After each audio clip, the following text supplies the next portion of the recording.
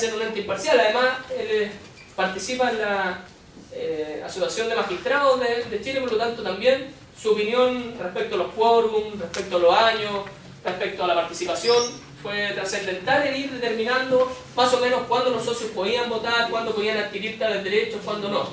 Así que bueno, los dejo con Danilo Báez. Gracias. Yo les pido disculpas por haber llegado un poco atrasado, tenía otros compromisos, pero no me gustaría repetirme alguna idea, y por eso quiero destacar ciertos aspectos que son como globales y luego algunos particulares que me interesa dada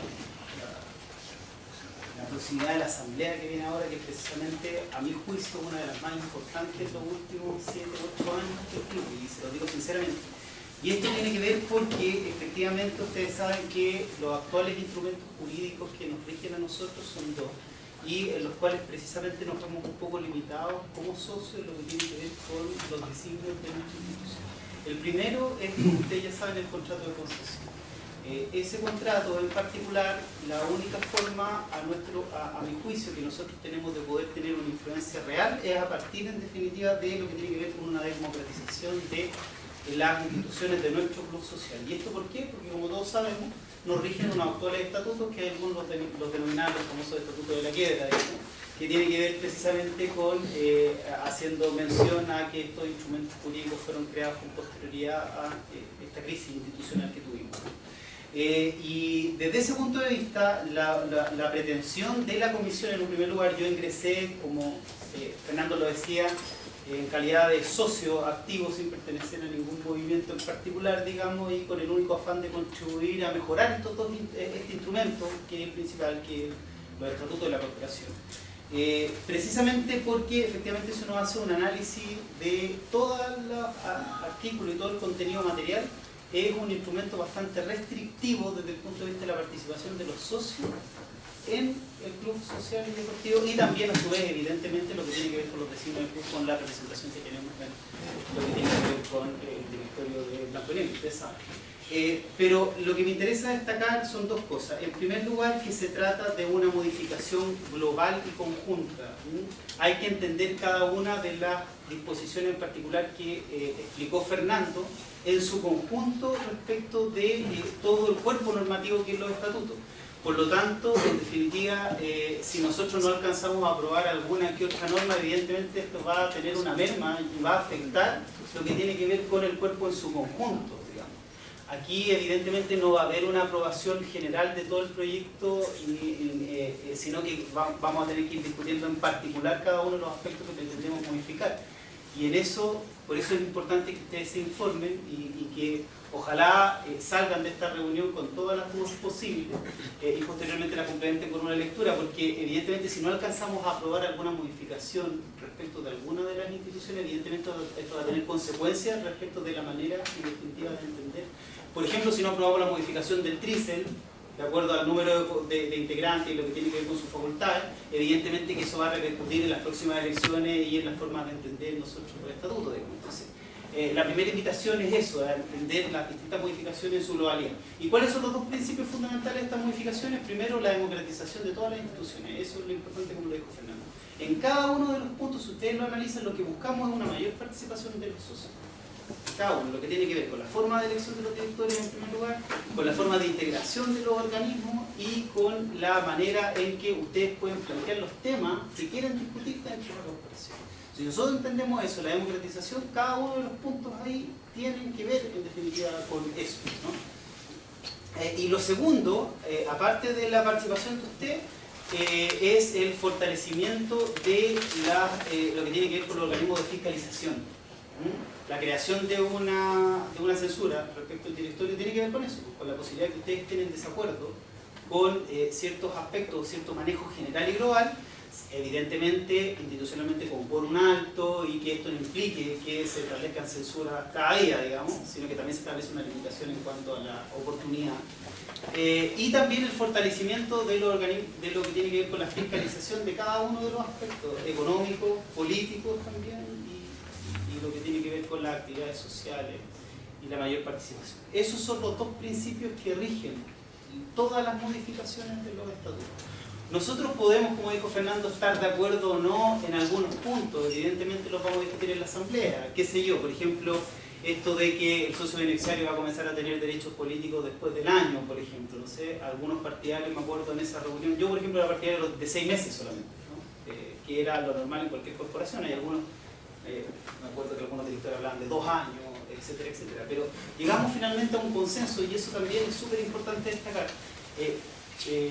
Distintas visiones, distintos grupos con visiones tan a veces distintas, logramos unificarlas en un solo cuerpo, que es esta modificación de los estatutos. Y eso yo creo que tiene valor en sí mismo, digamos, ¿no? Y esa validez en sí misma yo creo que tiene que reflejarse evidentemente en una aprobación general de los estatutos de la Asamblea del 25.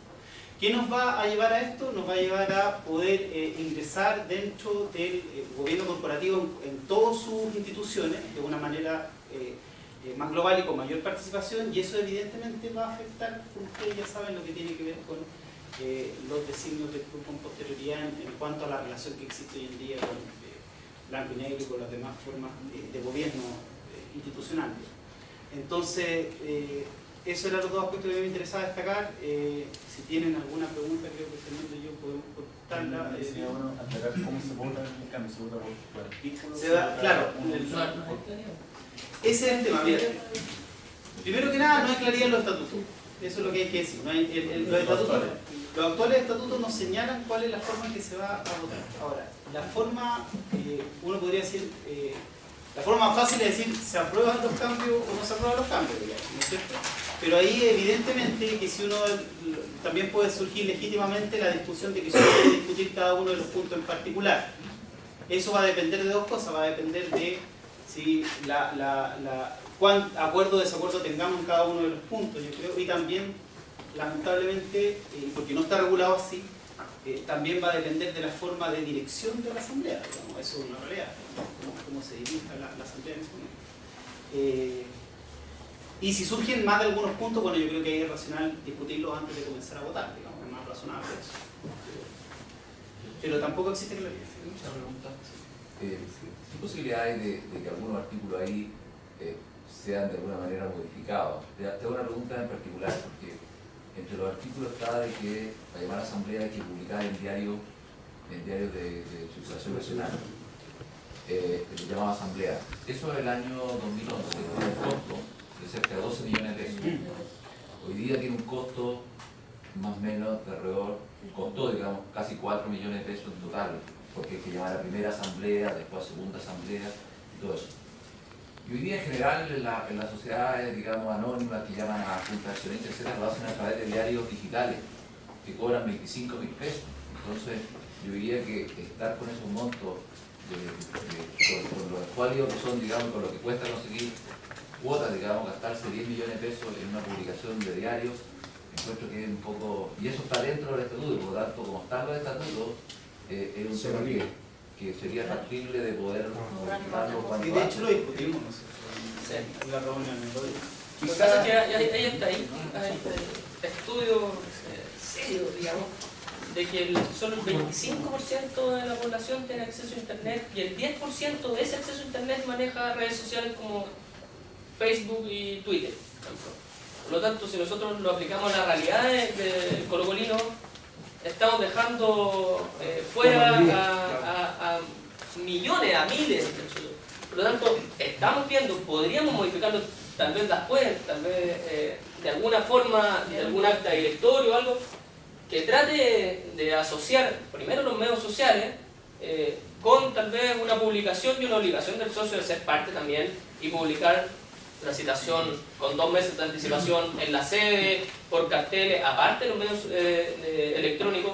Eso lo estamos tratando de ver, no lo establecimos en los estatutos porque justo está esa discusión, digamos, que efectivamente no llegan los medios electrónicos e internet, no llegan a más del 75% de los chilenos. Por lo tanto, se nos hace difícil establecer una cláusula así, sobre todo considerando Colo-Colo, el colocolino que muchos no tendrán acceso a internet necesario. Por lo tanto, sí estamos viendo alguna posibilidad que sea mixta, pero eso podríamos intentar hacerlo. Lo que sí hicimos fue en una sola citación, en una sola oportunidad, citar a primera y segunda. No, claro, eso lo hicimos. Y eso nos reduce los costos muchísimo. Entonces, ese fue el acuerdo de todos que logramos hacerlo. Pero lo que dice Fernando tiene que ver con un asunto de oficialidad, porque efectivamente uno puede establecer distintas formas, en definitiva, de notificación de la asamblea, ya sea, qué sé yo, por correo electrónico a cada uno o por diarios digitales, no. Pero el tema es que tenemos que tener, hay que tener toda corporación de derecho privado tiene que tener necesariamente una oficial. Y la oficialidad en la mayoría de los casos es la publicación una vez en el diario, digamos, y por eso lo dejamos así. Ahora, sin perjuicio que, como dice Fernando, podemos nosotros, o el mismo directorio puede crear instrumentos anexos adicionales que permitan un mayor conocimiento por parte de ellos, y también podría hacer eso, pero tratamos de reducir los costos absolutos juntando la primera y segunda citación en una sola vez, y yo creo que eso es bastante razonable, digamos, desde ese punto de vista. Solo que tengan ojo con la mirada que está dando ese tema, porque si efectivamente, ahí los datos que nos está intentando de la alimentación del internet, la lectura de los diarios hoy día en papel es más baja que la lectura de los diarios en digital, entonces no son comparables. Por ejemplo, Loom, la página de Loom es la página más visitada de Chile y tiene marca 60 puntos de lectoría sobre cualquier tipo de diario, que el más leído es Pulimetro. Entonces, yo creo que la solución va a tener que recalar, digamos, en tratar de publicar en algún medio, que puede ser electrónico, y en obligar al socio a hacerse responsable. Eso quiere decir a que asista a su club, a la sede de su club o a la sede de las filiales, y tenga que tener la sede de las filiales y la sede principal del club el cartel con la citación un mes y medio antes, y todos los días y en papelógrafo, que todos sepamos dónde van a estar las publicaciones. Tal vez esa va a ser la solución final, digamos, pero no se ha podido llegar a la conclusión en esta. Hola, oye, mi consulta es respecto al tema del directorio juvenil. No sé si se lo vamos a mantener o lo vamos a sustituir por, creo yo, sería bien beneficioso el hecho de mantener un directorio que represente a los hinchas y que esté compuesto por miembros de filiales, cosa que ya vengan con un respaldo, filiales entendemos de 50 socios, ¿cachai? Que armen esta mesa y que de ellos salgan, imagínate, 2 representantes para el directorio, cosa de no perder esa figura que le da un respaldo al hincha, no sé, un valor, ¿cachai? Cosa de tener la mesa que sea tenga directa línea con el directorio del club. No sé si se lo van a eliminar, si se va a modificar, si va a hacer algo con eso. No se modificó el directorio juvenil, se mantiene bajo los mismos términos anteriores. Solo respecto de las filiales, se creó este vicepresidente de filiales, que su relación directa y su única trabajo, digamos, que debe realizar es la relación directa con las filiales. Creemos que cuando comience a democratizarse y a ejercer y a tener en la práctica un ejercicio de todo el estatuto, necesariamente el vicepresidente de filiales o quien postule a un cargo de ser presidente con su directorio, necesariamente tendrá que tener como nombre dentro del directorio, decir, él va a ser vicepresidente de filiales, Juan Pérez Pérez, y ese necesariamente va a tener que representar a las filiales. Ahí el rol es de las filiales, que tienen que verse reflejados en algún candidato, digamos. Más allá que el candidato a presidente, específicamente también en su candidato a vicepresidente de filiales. Tenemos que cuando empiece a ejercerse y a trabajarse esta democracia que estamos estableciendo, necesariamente va a haber la representación ahí. Creemos también, alguna vez se planteó pero no terminó estableciéndose la existencia de una tal vez asamblea, que tú estás planteando un cuerpo organizado de los socios hinchas, pero también se tomó en consideración que si nosotros efectivamente democratizamos el club y lo hacemos participativo, los socios se debiesen ver reflejados en dos entes. Uno, en la asamblea ordinaria, los socios pueden establecer hasta la tabla, o sea, ahí es donde el ejercicio mayor del club es la asamblea.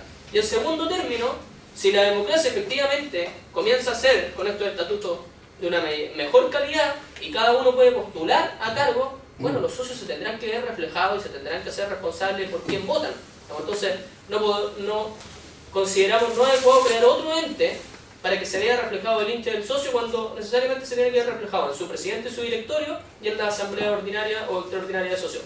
Es por eso que no se estableció un cuerpo intermedio, digamos, que hiciera un nexo, porque debiese ser que el socio pudiese golpear la puerta de su club el día que quisiera y a la hora que quisiera, por lo tanto se tiene que ver reflejado sí o sí en el secretario general, en el presidente, en el vicepresidente de filiales. Es por eso que no creamos un cuerpo intermedio. Yo voy al hecho de que cuando no obligamos, pero sí de esa manera invitamos a que todo el mundo sea parte de una filial, cosa que el que participa en una filial, no sé, de 100 socios, va a tener tú decís golpear la puerta, el socio unitario que no participa en nada, que paga su cuota nomás, va a tener el mismo derecho que ese que participa en un grupo ya organizado de 100 socios. Voy a ese punto, o sea, premiar, ¿cachai?, al socio que intenta organizarse.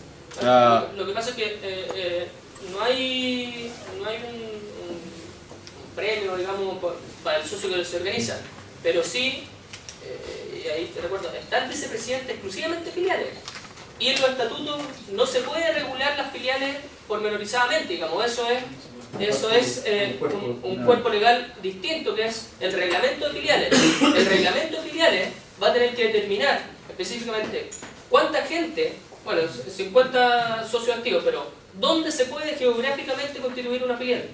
Hoy día estamos, en la práctica tenemos constituyéndose 10 filiales dentro de Santiago nomás. ¿Es legal eso? No lo tenemos claro el día de hoy. Eso lo va a tener que ver el reglamento de filiales. ¿Dónde se pueden constituir filiales? En comunas con una mayor cantidad de gente. ¿De cuánta gente? ¿Cuántos habitantes es el requisito? ¿En cuántas regiones? ¿En comunas o en regiones? Eso lo tiene que constituir el reglamento de filiales. Y es desde ahí donde no cabe duda que va a tener que existir, por ejemplo, el representante de la Metropolitana Poniente. Y ahí existirá un representante de las filiales Metropolitana Poniente, Oriente, de cada región, y esos directamente se van a relacionar con un vicepresidente o van a llegar a golpear la puerta del directorio como representante de la filial Metropolitana Sur. ¿Ya? Es ahí donde tiene mayor importancia la gente que se organiza en filiales. ya. ¿Cómo se hacía eso antiguamente cuando había filiales en las regiones, tenían reuniones con el director? Sí, y estaba a cargo de precisamente la vicepresidencia que yo tengo en este momento, y como la parte social es la más destacada del club y la que don Raúl le quiere dar más énfasis porque la que estamos muerta, entonces precisamente yo, de parte de Mary, estoy muy de acuerdo que se cree el vicepresidente de filiales porque las dos cosas son muy importantes. Y yo, ustedes ven, yo estoy trabajando 7 días en la semana, hasta 20 horas a veces. Entonces, considero que para que el trabajo de filiales sea como fue en un tiempo, tiene que haber un vicepresidente, estoy muy de acuerdo. A eso me refería yo antiguamente cuando había las filiales, sí. Había muchas filiales afuera, digamos, tiempo quiebra o antes, digamos, ¿cómo se dio esa relación entre las filiales y el club? Vicepresidente de Desarrollo Social, y tenía incluso el vicepresidente de Desarrollo Social tenía cargo de todas las ramas. Entonces era mucho. Ahora todo se ha abierto, todo avanzado, ¿te fijáis? Entonces sí se hacían reuniones anuales, viajaban los presidentes, a veces o 2 o 3 personas. De hecho, el año pasado yo estuve en 2 reuniones con filiales, que obviamente no tenían los 75 miembros, que a mí también me gusta mucho que haya bajado 50, porque es muy lógico, si tenemos 150 socios acá al día filiales. Entonces, pero ellos vinieron, ellos se pagaron su costero, su pasaje, todo, tuvimos un resto de almuerzo, hay mucha expectativa, mucho deseo de participar, y lo que sí hay que poner un poco más de énfasis, y en eso Alfonso está trabajando súper bien, es en el asunto de quién cobra. Estamos pensando incluso que en el reglamento que tú mencionas se especifique cómo se va a cobrar, qué se va a cobrar, y que el club o el directorio o los socios, no tengo claro eso todavía, se defina a una persona como representante, en el fondo como darle un poco los derechos, ¿te fijas? Entonces, y que ese dinero o el porcentaje de dinero se canalice correctamente para la mayor transparencia. Ahora hay internet, Twitter, hay todo. Porque el otro día hubo un señor que había recibido dinero y no lo había entregado, entonces los socios estaban pidiendo, no era una región nada, estaban pidiendo sus derechos. Ahora el tema que se nos viene, una vez ojalá aprobado este estatuto, es justamente los reglamentos. El Tricel tiene un reglamento obsoleto y desconocido. o sea, desconocido entre comillas, pero además obsoleto. El de ética no tiene funcionamiento, dice que tiene que haber una regulación, un procedimiento sumario, no sabemos cómo, no sabemos cuáles son las reglas, no sabemos en base a qué se sanciona, en base a qué, a la lógica, la experiencia. Tiene la capacidad de sancionar a un socio y expulsarlo y no hay ningún debido proceso. No hay nada. No es si le tiene que nombrar un defensor dentro de los socios, no hay absolutamente nada. O sea, tenemos que regular el TRICEL, la Comisión Revisora de Cuentas, el Tribunal de Ética y Disciplina, esos son reglamentos internos. Y además, las filiales. ¿Ya? Existían problemas serios en la antigüedad. Antes de la quiebra, muchos de los problemas de las filiales era por el pago de cuotas. ¿Quién recibe las cuotas? ¿Cómo paga las cuotas? ¿Se queda con un porcentaje de las cuotas o no? Porque también era válido que uno dijera, bueno, recaudan 3.000 pesos y se quedan con 1.500 para poder ejercerlo en la sede, tener una pantalla gigante, ver los partidos del equipo. Bueno, pero eso está regulado, no está regulado. ¿Quién se queda con la plata? No, ¿quién la recibe? ¿Cómo se elige el presidente de filiales? Porque ¿quién será el presidente que va a interactuar? Si me permite, las filiales también pueden apoyar mucho en el aspecto deportivo. ¿Por qué? Yo tengo acá con la escuela de fútbol femenino y de la escuela de fútbol femenino salen muchas chicas del plantel. Así también en provincia habían escuelas de fútbol de varones. Y esa parte es súper importante también y también deberían, por favor, reglamentarla porque también ahí hay chicos estupendos que pueden venir a probarse a cadetes, te fijas, está todo ese manejo, incluso hay filiales en este momento que utilizan el nombre de Colo Colo y no están utilizando. El tema es que le estamos haciendo la pega a la concesionaria, digamos. Y esa es la relación que vamos a tener que tener directa con ellos. Pero es que yo creo que más allá de eso, en el aspecto deportivo, el hecho de que cada filial, por ejemplo, tenga una escuela. Una filial Maipú, por ejemplo. Claro, como lo hace hoy día Maipú. Pero más allá de eso, ahí tú generas otro componente de participación, porque yo creo que para una filial sería un orgullo de que un cabro formado en la escuela de fútbol de una filial vaya cadete y que después en algún momento llegue al primer equipo. Sí, una idea antes que se me vaya, es con respecto a la censura a los presidentes y directores. ¿Qué pasa si el presidente está haciendo bien su pega y todo, pero un vicepresidente, por ejemplo, representante de las filiales, no está siendo representante, ¿sí? O sea, no está cumpliendo bien su pega? ¿Se puede llamar también a censurar a esa persona? El presidente le puede pedir la renuncia, lo puede sacar del cargo. Pero, ¿qué pasa si este presidente no ve que él está haciendo mal su pega? Es que ahí yo creo, claro, al final lo está haciendo mal, si no es su directorio que lo está haciendo la pega, está haciéndolo mal, digamos. Pero además ahí podemos utilizar, antes de la censura, en la asamblea ordinaria de socios, porque se puede plantear como tema de tabla el rol que está cumpliendo el vicepresidente filiales, por ejemplo, o el vicepresidente de desarrollo social, por ejemplo. Y el que planteó ese tema en tabla tendrá que salir a la asamblea a hablar y decir, miren, el vicepresidente de filiales no se ha reunido un solo día con las filiales, no tiene organización, se quedó con la plata, lo que sea. Bueno, y veremos qué dice la asamblea. Y si después la asamblea tiene una censura absoluta al vicepresidente de filiales, lo único que le pediría al presidente es sacarlo. Y además tenemos un procedimiento que se puede pasar al Tribunal de Ética, incluso el presidente. Individualmente la censura es para el directorio en su globalidad, pero sigue existiendo el Tribunal de Ética y Disciplina que yo puedo